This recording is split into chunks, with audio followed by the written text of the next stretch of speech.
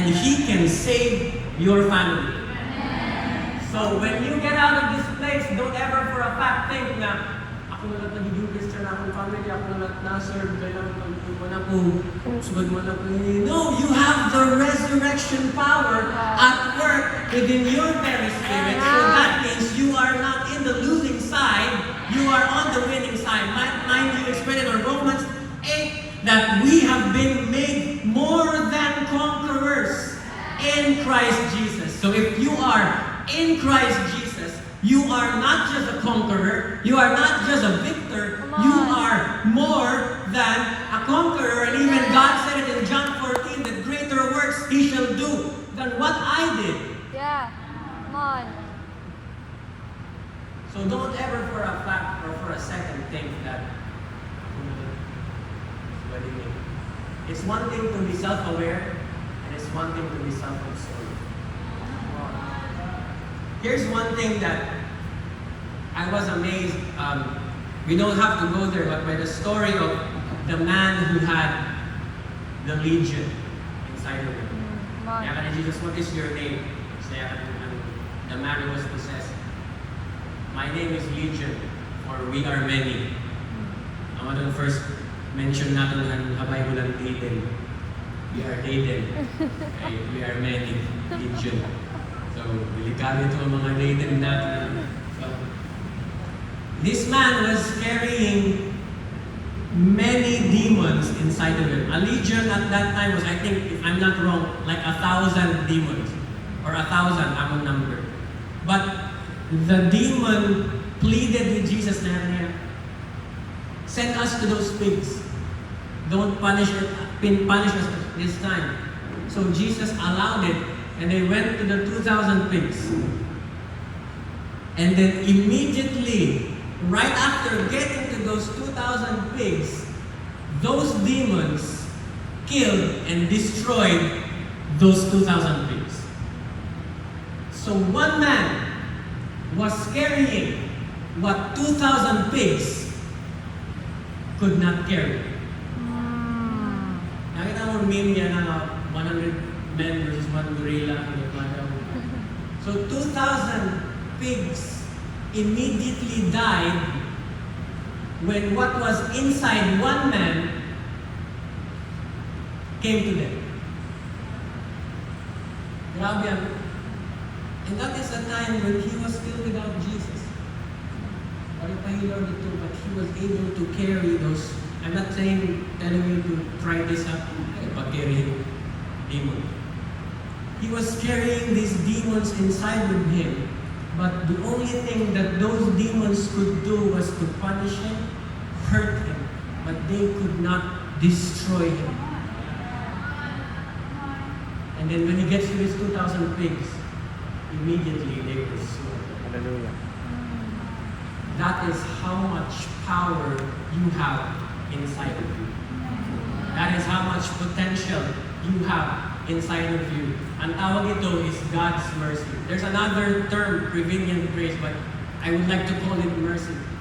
But there was already a favor in your life even before Christ. Now up until to this day, ginkeep ka ng Lord. It's written there, God makes the sun shine and to the righteous and to the unrighteous. Now until this very moment, even before Christ, He was still so merciful to me. He was still so merciful to us that I could have been a very, very bad place right now if it wasn't for Jesus Christ. Amen. But because of His mercy, now I'm here, standing from glory to glory. I can now do ministry. I can now make an impact toward other people's life because of His mercy toward me.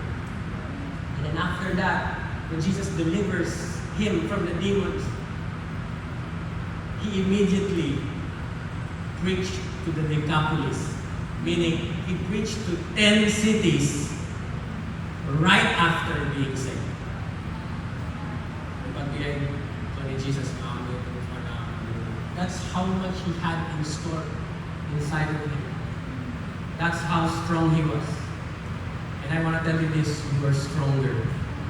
Because now we have the indwelling of the Holy Spirit. Amen. Amen. It's like what Pastor was encouraging to each and every one of us here. That we have the Holy Spirit who leads us into all truth. The Holy Spirit who makes us work signs and wonders over our lives. That's how powerful you have. You have the resurrection power inside of you. But sometimes, it's just that we want to access that resurrection power without the crucifixion. Come on. Before we get to the resurrection, we need to get to surrender. Yeah. So what are the things that God wants you to deal with inside of you? Most of the time, naging papadil haton ni Lord it's in the things inside. Dili ang mga problema nga outside. Just like the preaching, what do you lack this Sunday? The rich young ruler, Lord, go, sell your possessions, give them to the poor. So the rich young ruler walked out sad because he had great possessions. So the problem was, it was not about what he lacked, but about what he had. And not just what he had, but what had him. So he had great possessions, but these great possessions could not lead him to surrender because they also had him. So imagine na lang yung life ni Jesus. He had everything. But then He gave up His divine privileges in Philippians 2 just so He could get to us. He gave up His divine privileges so that He could restore us, redeem us, save us from the broken state that we are in.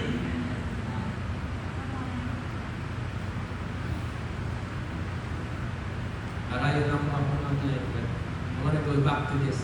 2 Corinthians 8, 1-7. Ito okay, damang atong verse ka na I read. I just want to preach to you guys the Word of God and nothing else. Let's go to 2 Corinthians 8, 1-7. Just want to make sure that I read this to you guys. And now, brothers and sisters, we want you to know about the grace that God has given the Macedonian churches too. In the midst of a very severe trial, their overflowing joy and their extreme poverty welled up in rich generosity. 3. For I testify that they gave as much as they were able and even beyond their ability, entirely on their own. They urgently pleaded with us for the privilege of sharing in this service to the Lord's people. 5. As they exceeded our expectations, they gave themselves, can you say this with me, themselves. How much more may they give? First of all to the Lord, and then by the will of God also to us. 6. So we urge Titus, just as he had earlier at the beginning, to bring also to completion this act of grace on your part. But since you excel in everything, in faith, in speech, in knowledge, in complete earnestness, and in the love we have kindled in you, see that you also excel in this grace of giving. So if you would notice, David lang gamit yung na-excerpt na all the use of David. May Christian na mga David. And it does not lead you to a singular person, but it leads you to unnamed individuals who were not named, but their impact was recognized. So,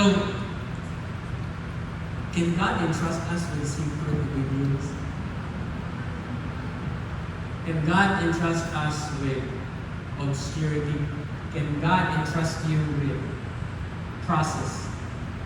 That in the midst of correction, you don't retaliate. In the midst of correction, you humble down and say, I don't have perfect leaders, Lord, but labi na ako. I'm also imperfect, Lord, but I trust your hand and anointing over my pastors, over my leaders, that they know what they are doing, and that they would not have reached this level if they had their own agenda. So I humble myself to your mighty hand, Lord, so that in due time, you can lift me up. Amen. There's this one story that blessed me. It's about during the revival times. It's about during the revival times. And it was America. It was the revival era. So many prevalent revival preachers, the likes of Billy Graham, W. Tozer.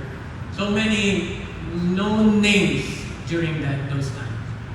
But there was one revivalist who was preaching. And all of a sudden, during that revival tent, it was filled and packed with people, wala yung na empty seats. There were no empty seats. So, 2 teenagers came into the tent, so dira nga na church. And kita nila, puno naman, Brad. Hindi nila kita. So, just as they were about to exit the revival tent, an usher took them by the hand and said, wait, let me find two seats for you guys together. I'm gonna go and find 2 seats for you guys together. Don't leave. Yeah. And so they were able to find 2 seats for those 2 teenage boys. And on that day, they gave their life to Christ Jesus. Wow.